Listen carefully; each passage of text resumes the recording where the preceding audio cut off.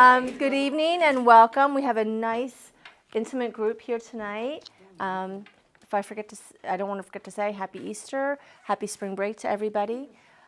Karen is not here today, so I'm going to be doing her job. We're going to be switching things around a little bit. Steph's going to be doing my job. Shauna's going to keep her job. So again, welcome to everybody. And I thought I would take this opportunity to just talk a little bit about Best Foot Forward and a recap from Best Foot Forward. And if you're not familiar, Best Foot Forward is an event that we have once a year. It's housed over at the Bucks County Community College, and it's a fundraiser for Sisters U. And so we had some wonderful presenters. Marilyn Russell was our keynote speaker. If you don't know Marilyn Russell, she's on WOGL on 98.1. She was wonderful and engaging. We had a fashion show. We have 2 models here tonight. And we had breakout sessions. Shauna was a breakout session. We had just a really great evening. It was a really nice event. A lot of vendors, and so again, it all goes to benefit Sisters U. But one of the things that I wanted to talk about tonight briefly was in the spirit of Sisters U. So when we think about Sisters U, what do you all think about? Community. Sisterhood. Friendship. Well, I'm sorry? Friendship. Friendship. Empowerment. Empowerment. Support. Support. Great. So that is something that's just not one generation. That gets spread throughout generations. And so for the first time, we had a scholarship opportunity for a student, whether it be a high school student who is dual enrolled at Bucks County Community College, or a student who's currently going to Bucks County Community College. And it was a $500 scholarship that was going to be awarded to someone who wrote an essay. And so the essay was, what we really asked for in the essay was that the scholarship was developed to recognize a student or a member of Sisters U who has demonstrated initiative and leadership potential by putting their best foot forward in their community. So we selected a winner, the committee selected a winner, and I wanted to just read what she wrote. And this is from a junior in high school who is dual enrolled at Bucks County Community College. So she's taking high school classes and she's going to the community college as well. So again, in the spirit of who we are as women, empowering each other, letting us be who we are, and reaching out to live our best lives, I thought that it was really, really important to share this with you all as our community so that you can see how what we do impacts another generation. So the winner of the scholarship was Juliana Rotundo, and here's her essay. The Best Foot Forward Scholarship is a great opportunity for me to continue keeping my best foot forward in the community. Currently, I volunteer at a therapeutic riding horse farm, Take Center, for individuals with brain injuries or disorders. I help the patients do their physical therapy activity while on the horse and also work in the barn. It takes a lot of planning on my part to be finished my high school and college assignments for the day so that I can volunteer there. However, it is worth it to see how the patients enjoy the horses and benefit from the exercise. I have an autoimmune disease that makes lifting very difficult for me as my muscles and joints ache, but I feel empowered when I'm at Take Center. I am probably physically the weakest person there, but I gain inner strength from my work there. Take Center will not be able to operate without volunteers, and so I enjoy helping the community in this way. In addition, I actively participate in a community service program that has Irish dancers travel to local community nursing homes to encourage and lift the spirit of the residents. Next month alone, we will dance at over 20 different facilities. I used to compete nationally as an Irish dancer, but my joints could not take the training because of my disease. This opportunity at a nursing home provides me with a way to use my skill without intensive training. Sometimes the residents cry in joy to see so many young people there.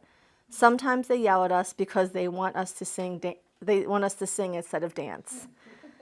Either way, it brings me joy to dance for them because many of them are so lonely and need support from the community. One woman told me the story of how she used to dance in Ireland a long time ago, and that watching us dance brought back such good memories for her. The nurse said the woman never usually speaks to anyone, so it was very rewarding to bring this gift to another woman. We must remember that they helped build our community in the first place. I could name other examples of how I like to build our community and communities at large, like volunteering at a local drama club to help with costumes, or raising money to build a house in Nicaragua in honor of a friend who committed suicide. But I think these examples shine light on how important I think it is to share my talents with my community. In building up each other, we lift up the whole community. I am a student at Bucks County Community College. Even though I am still in high school through homeschooling, I consider this college community part of my family. It is the only school I have ever actually attended. I am responsible for paying my own way through college at this time because I am not eligible for any grants or loans because I am in high school. I hope that you will consider me for this scholarship so it will lighten my burden of tuition and help me to be able to continue to volunteer at my various positions. Thank you for your consideration, as I am sure there are a number of individuals who are very worthy of this honor. That's from Juliana. So again, I just think that from a generational standpoint, we are leading the way, and I think that we've got some good examples of how we're doing. No, my name is Heidi Garris, and I am on the board and the programming committee of Sisters Youth. And one of my jobs is to find a Sister of the Month who is willing to share their story. And we've done it in many different formats over the years, and the speaker really gets to choose how they want to share their story. But Sisters Youth really is about us and our stories and how we navigate through life. And it's been a little while that most of the speakers, most of the sisters have just stood up and told their story. And we thought we would change it up a little bit. So tonight, Shauna is going to tell her story in a different way. I'm going to give her some questions, and it's going to be more like a conversation. So if any of you feel inspired to share your story and you haven't yet, or you have and you've done it a long time ago, but you feel like coming up again and sharing maybe a different aspect of your story, we could do it this way, in a conversation style. So it doesn't just have to be you standing up in front of a group of people. For some people, that's intimidating, and for others, not. So that's why we're doing this today in this fashion. So our Sister of the Month is Shauna Boel. Shauna is one of our very beloved sisters, and she is kind of like one of the pots of glue that hold us together here. Thank you. And so is there anything else I need to say? I've been part of Sisters Youth since day one with Karen and Steph, and there's only a few of us left, I think, from the very, very beginning. Mm-hmm. So I love it. All right. Okay, well, we're going to pull out your story with a few questions. Sounds good. Let's do this. And if I ask any question that's off limits, just No let me know. No comment. There you go. You're allowed to say no. Complete the fifth. Or she can lie. Go Steph's way. All right. First question I have is, who is your favorite superhero and why? Okay, so my favorite superhero is Thor because Chris Hemsworth. He's funny, he's attractive, and he plays the part very well. Okay. All right. And what is it about Chris Hemsworth that, other than funny and attractive? The accent. There's something with the accent. Okay. Yeah. Okay. Yeah. All right. All right, Chris Hemsworth. All right. How about this? Something about your family. What's a favorite thing about members of your family? Okay, so my husband Steve and I have been married for a little over 13 years, and he has been my rock. He has helped me through a lot of very dark times to pull me through and get me the help I need. And now we have two wonderful boys, Norman, who's 11 and a half, and Jack, who's 10. And Norman They both are very giving, very kind-hearted children. Norman has this personality that he wants to help everyone. He's a people pleaser. He wants everyone to love him, which is not very difficult to do. He's very lovable. And then Jack is he is going to be a leader someday. And because he takes charge, he's very demanding and authoritative.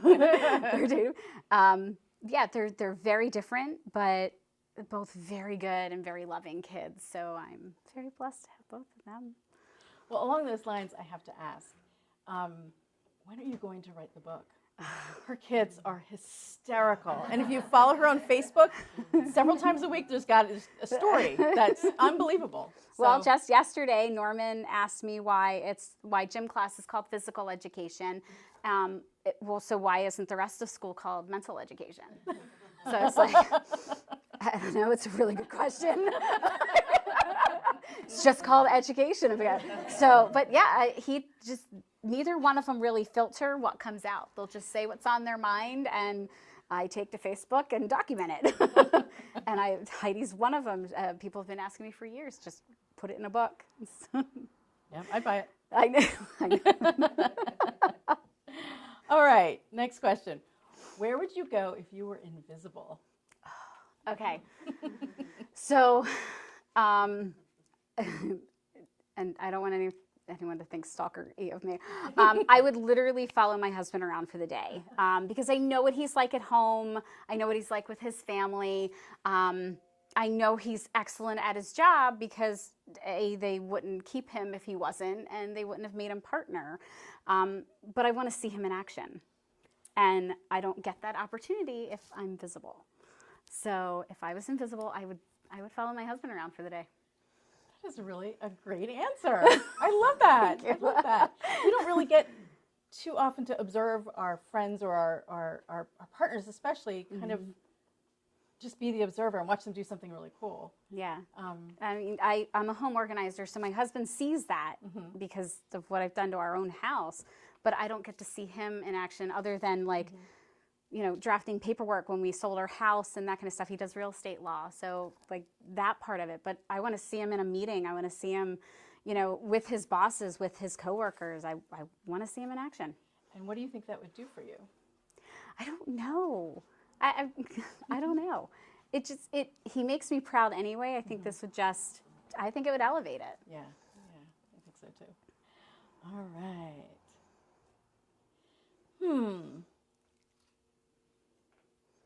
Let's see. What's your spirit animal? Oh, it's a unicorn. That was easy. And why? Well, it's forever. Since I was a little girl. I mean, what little girl didn't love horses? This one, a unicorn is just, they're magical, and they have, they're different. They just, I don't know. They come in all colors. And, in the Harry Potter world, their blood is shiny and silvery and gives Voldemort his power. So, I don't know. Always been my answer. Okay, all right. And there's a little bit of unicorn in you, if not a lot. I would believe so. All right. What's the first thing you do when you get up in the morning? Complain that I've got, no. I meditate. Sometimes it's still while I'm laying in bed because I just don't have the energy to move. And then other times, just not to disturb my husband, I'll get up and go in the living room and take my quiet time. Yeah. And what benefits do you find getting? It starts me off in a better space for the rest of the day. Because getting the kids up is a struggle and getting them ready for school is a struggle. And this puts me in a better mindset first thing in the morning. Yeah. And if you didn't, or the days that you don't, how's your day different? I get angry quicker with them, and very impatient. This just kind of sets me right for the day. How long have you been meditating? Not long. It was my New Year's resolution to start doing it every single day. Yeah. So January. Awesome. I love meditation. It's changed my life. Oh, yeah. Okay. How about this? What's your dream car? Okay. So again, I'm reverting back to my childhood. It was a commercial that I saw, and I fell in love with it. Anything made by Infinity. Because, and I know they're very expensive cars, and I'll probably never ever own one. But their commercial was, they had not just a regular digital clock like all cars do. They had an analog clock, and it just, you know, here's 12 here, but Roman numerals. And they said, if we put this much time and energy and talent into our clocks, imagine what we did to our cars. And I'm like, well, now I want one. I mean, I must have been 10, but it was something that stuck with me. And I was like, that's the kind of car I would want. Okay. All right. Well, you're a unicorn. You can create that. Yeah.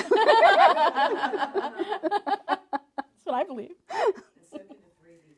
Yes. A 3D printer, I think, recently printed like a heart. Did anybody hear that? Like a Really? Human... Yep. Yep. Now my car. Yeah. There you go. All right. What is one thing you wish you knew? What is one thing you know now that you wish you knew when you were 18? Oh, when I was 18. That it will get better. 18 to 25-ish was a very dark time for me. So to know that I would come out of it a better person and with tremendous support, yeah, I wish I knew that at 18. Okay, because it didn't feel that way then. Nope. Because that was the beginning of it. So, yeah. Okay. What helped you get through that time? Friends, mostly. Supportive friends, and I was working. I didn't go to college. I worked right into the workforce. I worked in daycare. So seeing smiling kids, happy kids, and my coworkers were absolutely amazing, who are still close friends of mine, definitely helped pull me through that. Okay. Wonderful. What is one item you could never live without? My phone. It is my contact to the world. And it's the way for the world to contact me. Yes. Okay. And what is one thing you love about you? Oh. That one's hard. My love for others. I love the human race as it is. It doesn't matter anything about your insides. We're all like, well, I should say about your outsides. It's all about your insides. And I just, I feel I'm a very compassionate person. And It shines through, for sure. thank you. So I'd say that. Okay. All right. What's your favorite joke? So I have to preface this. So when my husband and I first started dating, he was helping me pull toward the end of that dark cycle, part of my life. And I was on new medication, and I was still crying a lot, just adjusting. So he would try these, as we call them now, dad jokes. At the time, they were just bad jokes. And he came up to me the one time that I was in a really bad place, and he said, a pony walked into a bar and ordered a drink, but the bartender couldn't hear him because he was whispering. So the bartender was saying, speak up, speak up. And he's like, I can't, I'm a little hoarse.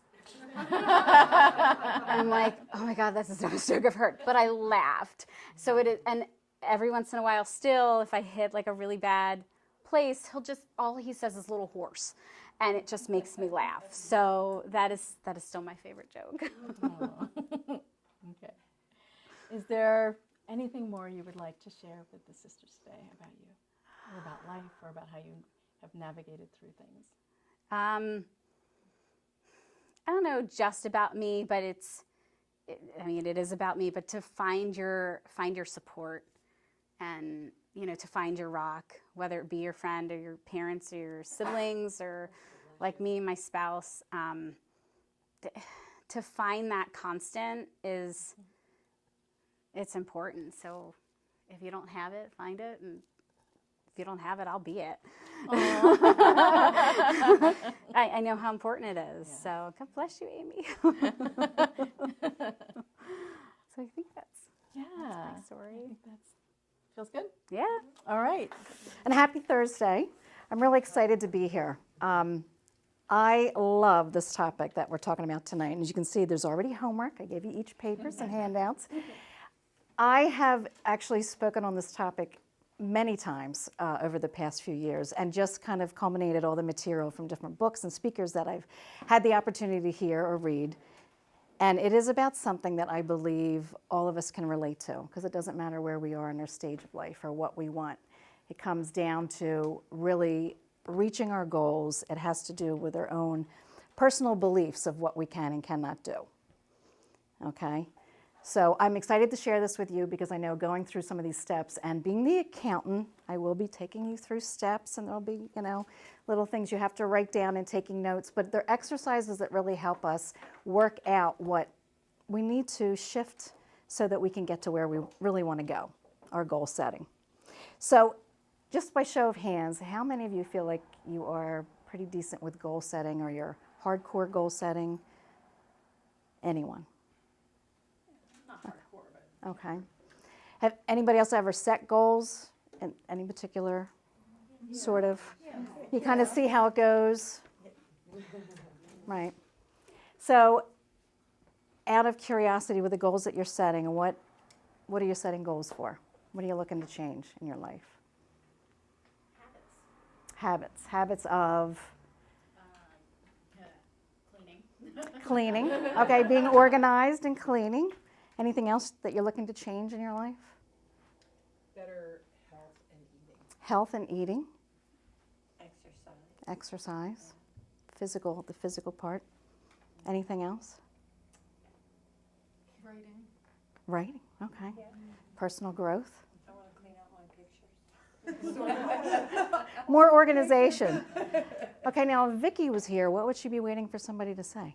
Goal setting and money. Money. Okay, occupation, income, lowering your debt. Those are measurable things as well. And then that little life wheel that you see that I have on that paper. There are so many parts of our life that we can really put in the forefront of saying that we want to change. It can be financial, it can be occupational, it can be educational.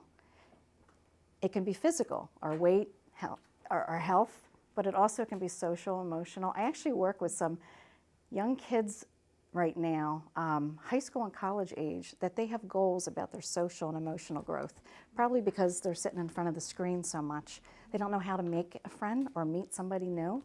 It's interesting. So they set goals on making new acquaintances and building relationships, which I think is really fabulous. But all those areas in our life, that wheel, you want to keep your wheel balanced, so you want to pick an area maybe that you're flat in.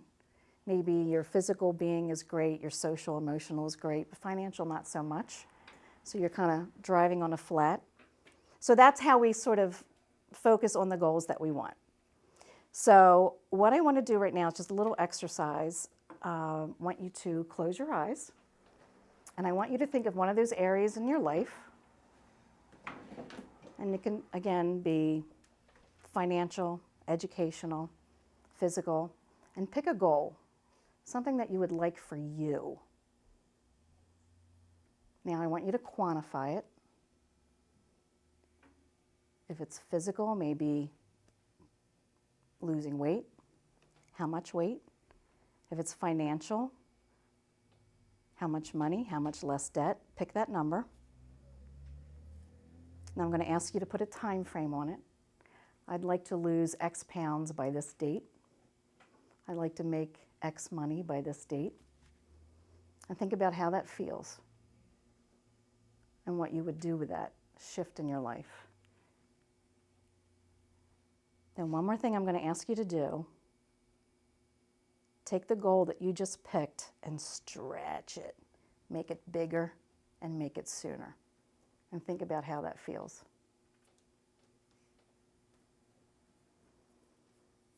Now I'm just going to finish going through Heidi's purse, and you can open up your eyes. So let me ask you this. When you were feeling that, when you're feeling about your goal, what was in your gut? What kind of thoughts were you having? I'm going to lose X pounds by this date. I'm going to earn this much. It's possible. You felt excitement, anticipation. What else did you feel? When you had to shorten the time, I was like, ooh, can I Is that possible? That feels a little more pressure, like Pressure, a little bit incapable, or maybe you might be disappointed. yeah. So the biggest thing that you read about when you're talking about goal setting, they always say start with a why, right? If you know why you're doing something, you find the task, the steps to get there. And I do believe that I can have pages of whys I want to do certain things in my life, get healthier, change my job, earn more money, have better relations, whatever. I can have a lot of whys, but if I have that gut feeling of pressure or incapability, I'm really not going to get there, because that's just going to halt me from taking the steps that I need to take to get there. So I'm going to do this little makeshift flipboard here. And we call that our voice of faith or a voice of fear. Okay, you were saying excitement, anticipation. You have that feeling that you can get there, or the voice of fear, like just not so sure I'm capable, I'm not going to be able to do it. If you take a look here at this table, it's a little boardroom table with people sitting around. Just envision yourself sitting at that table. It could be your Thanksgiving table, it could be your dinner table, it could be work or some friends. And you're sitting at the head of the table and you're saying, oh my gosh, I just heard about this great new diet and I'm going to start it and I'm going to lose all this weight. Or maybe you say, I'm going to leave my job and I'm going to start my own business. And I want you to think about all the people that are sitting around the table with you and their voices and who's loudest.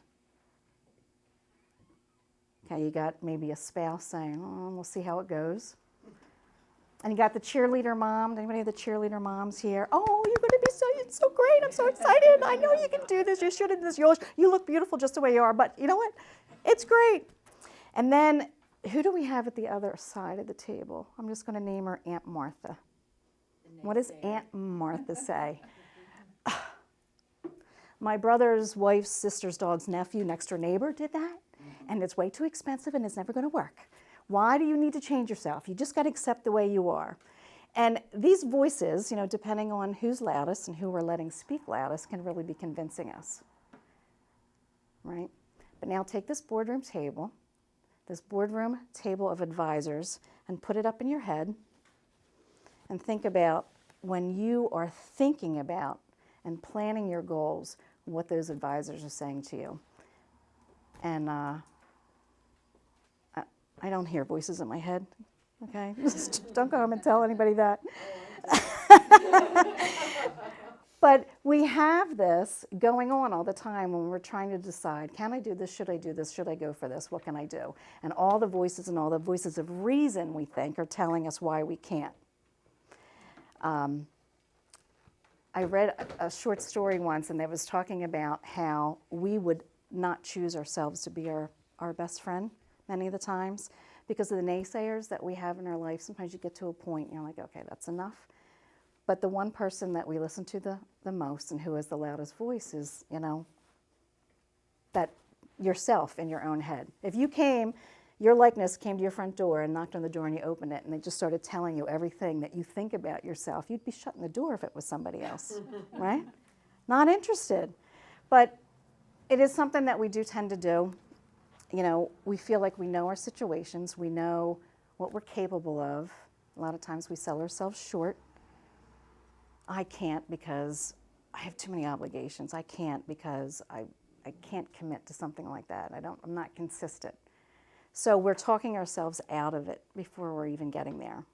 So these exercises, what I love about this is it really helps us recognize what voice we're listening to. Because if this is something that we have a lot of whys, there's no reason why we shouldn't be going for it. And the only person that's talking us out of it is ourselves. So the statements that come from the voice of faith and the voice of fear, they start with, I can't. I can't get healthy because why? Why can't I get healthy? It's too much work. Too much work. I don't have enough time. Don't have enough time. I don't like the food. Right. What else? I can't make more money because Feel like because you don't have a college education, don't know how, don't have the education. And naysayers saying that you can't unless you do. Right. Somebody might be jealous, or their feelings might be hurt, or you might be asked for money if you make more money. That's a good one. Yeah. I can't change jobs because education again, or time again. Responsibilities, other obligations. So that's us having all these incredible statements. Why we can't, sitting in this boardroom, I can't because I don't have time, I don't have education, I have other responsibilities, I don't like the food. All these reasons why we can't do whatever it is that we're looking to do. And what I think is most amazing about this is if you were to take that one statement, I can't because I don't have time, I can't because I don't know how, it's not true. That is not why we're stopping ourselves from doing it. It's the belief that we attach to it. It's not true that you don't have time. It's just how you're choosing to use your time. Or maybe you think you need more time than you actually need. It's not that you don't have the education. It's just that you're not sure where to go, who to talk to, what resources we need to get. That you want to lose weight, or you want to change your job, or you want to earn more money, or have less debt, or maybe mend a relationship. You can work through these steps for all of them, and really, the more you're aware of what it is that's really stopping you, the easier it would be to overcome it. So starting with your goal, I want to lose weight, I want to start a new business, the disempowering belief that we have is I don't have time, or I don't know how. Maybe if it's a sales job, I'm not a good salesperson. I can't do that. It is as simple as turning it into an empowering belief where you're not writing the negatives, but you're writing the positive. And it's not I can or I will, it's I am. I am going to lose weight. I am going to get that new job. I am going to find the education. I am going to start my own business.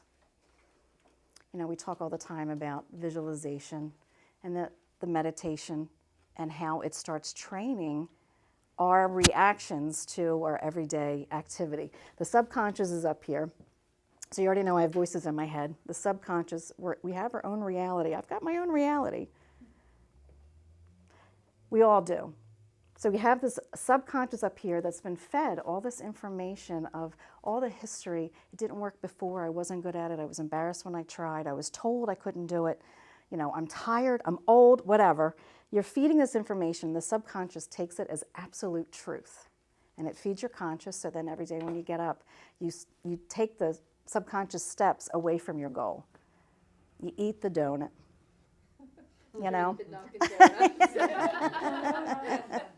You sleep in, you hit the alarm, the snooze button. You don't look for another job or a new way to make income.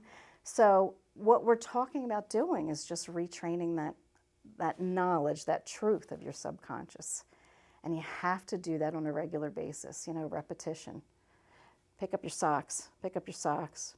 My boys pick up their socks now. I don't know how many times I had to say it, but repetition. You constantly say to yourself, I am going to lose weight. I am going to, change my finances. And then it's all good, right? There's a little bit more work to do.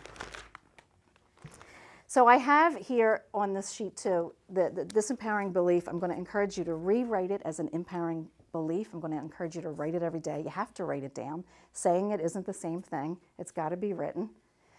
And then you think, okay, that's great that I'm saying I am, but I don't really feel like I can. I can't lose weight. I can't make more money. I can't get up early and exercise. I can't start my own business because we don't have that confidence in ourselves and being able to do it. One of the best things I ever read, it was called Success Imprints. Has anybody ever heard of that or done that before? Success Imprints. It looks like this. Pretty much. There's so many things that you've done in your life that I think sometimes we just sort of belittle. Oh, everybody does it, it's part of life. Yeah, that was great, but I did it once. But we really have to recognize all those great accomplishments that we did do. And this is another thing. I encourage you to get a notebook and write down everything that you did, everything that you've ever accomplished that you're proud of, that you feel, that was big for me. Might not have been big for anybody else, but it was big for me. And by writing that, you start realizing all the steps that you've gone through and all the years in growth and how great that was. You recognize your own ability and capability. Standing a little taller, looking people in the eyes, knowing, oh my gosh, I can do this. And any mothers in the group? childbirth, I'm kind of thinking it's a pretty big deal. Just saying. There's a lot of things that we need to give ourselves credit for. I read once about men's brains being wired differently than women's and how they can be laser focused. You know, we're thinking of everything on the outside. It's just the way that we're designed. So you have a gentleman and a woman coming to apply for the same job, and maybe she's even more qualified for it. So he goes in for the interview and they say, well, this is the list of your responsibilities. This is what we're going to expect from you. What do you think about that?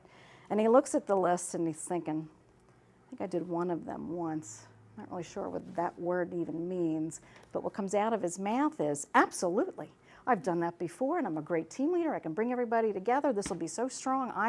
I'm your guy.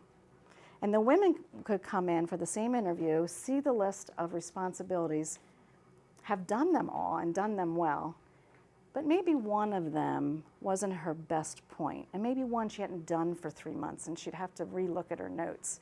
And that's sort of how we tend to respond. Well, I have some experience in that, and I'm sure that I could remember or relearn and do all that for you. It might take me a little while. I mean, you know, when you're looking at the interview, on the interviewer's side, who do you want in there? Someone that's saying, yeah, I can do it. But we do tend to sell ourselves short. It's not just me, right? It's all of us. So success imprints. Why am I great? You know, I solved a conflict today at work or maybe with my kids. You know, I had a graduation, or, you know, I went back to school, or I changed my jobs. I quit my job and started my own business. Whatever it is, just continue to remind yourself what it is that you've done well and write them down every day. Every time you do something, I'm going to put that in my little success imprint book. I spoke at Sisters U. Role models. I can guarantee you, if you have a goal in mind that you want to do, someone else has done it before and done it quicker and better. That means it's possible. There's no reason why it can't be done. Someone else has done it.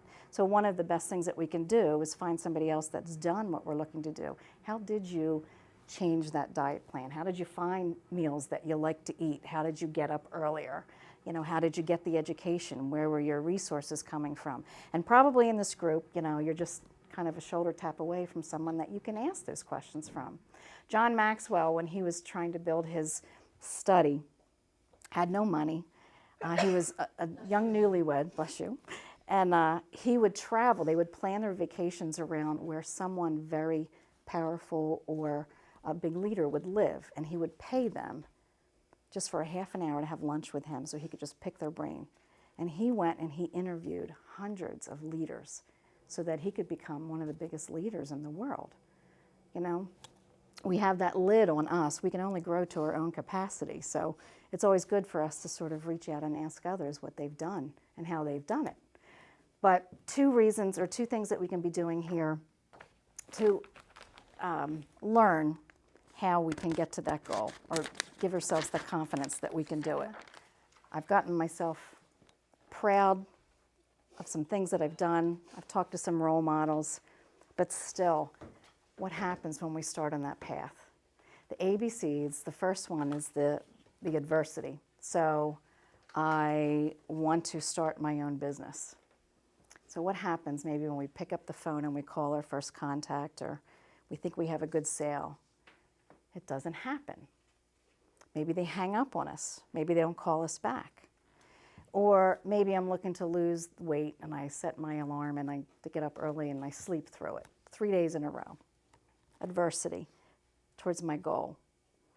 So the adversity, we always have to remember, is kind of like a video of what happened. You're sleeping when the alarm's going off. You know, you're at the phone and the phone's not ringing, or they're hanging up on you. That's the snapshot. The belief that we attach to it is what we have to recognize is not true.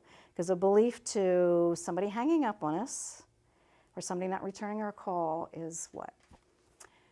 I'm not a salesperson. I suck at this job. People are so rude, or I'm selling something that's not of value. Nobody's going to want this. Or with trying to get up and exercise in the morning. I can't get up early. I just can't. There's no way. I'm too tired. I do too much. So the belief that I've attached to adversity then creates the consequence. So if I sleep through my alarm, believe I can't get up early, the consequence is I just don't bother trying again. The adversity is I don't get a call back. The belief is the person is rude. I stop calling people. So our consequence is we're not going to get to where we want to go. So how do we kind of shift that again and changing the belief to giving us that positive consequence? So we have to look at the truth and say, okay, I didn't get up early. So my belief is I have to do something different. Maybe I'm trying to get up too early. Maybe I need to lead into that. Maybe I need to go to bed early. I have to shift something. Someone's not taking my call, returning my call for sales. They're very busy. They have a lot going on. I've got no time to wait. I got to move on to the next person. You know, just shifting that belief and then the consequence being that you continue to move forward. A lot of this material that I got actually came from a book called Unstoppable Women. Anybody read that? I know I recommended it to somebody. I heard of it. Unstoppable Women. It's not a new book. It's an older book. I think I've been reading it. Mine is so dog-eared. It's by Cynthia Kersey. And it is just basically a book for a 30-day goal. And it kind of walks you through exercises similar to this where you pick something that you want to do. But every day you read a short story about a woman that overcame immeasurable difficulties. The stories, you have to read these stories, what these women went through in their lives and what they overcame and what they did on the other end. And they had no resources. They had no money. They had no time. A lot of them had no health, no support.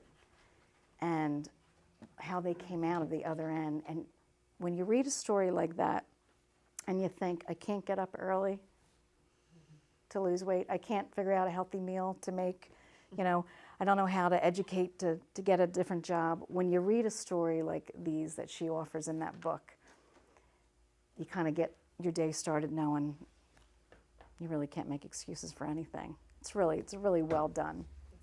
Cynthia Kersey, and it's called Unstoppable Women. So we need to just remember that when we're doing simple things like this, where you're picking the goals. And I do appreciate the chance to share this with you. Thank you so much. I love, love, love this program. And just if you can take 1 or 2 small goals and work through this and start recognizing what you've been feeding that subconscious. And again, sometimes just because we feel like we know ourselves the best, but we make those excuses because it's not easy to get up earlier, to cook healthy, to eat healthy, to, you know, change things. But what a difference. I can tell you I have changed careers, I have changed finances, I have changed ways that I've had relationships with this book, and I've changed mostly just what I wanted to pursue intentionally with my own personal growth. I didn't sit around and wait for things to happen anymore. But thank you. I really appreciate the opportunity to be here. And Thank you.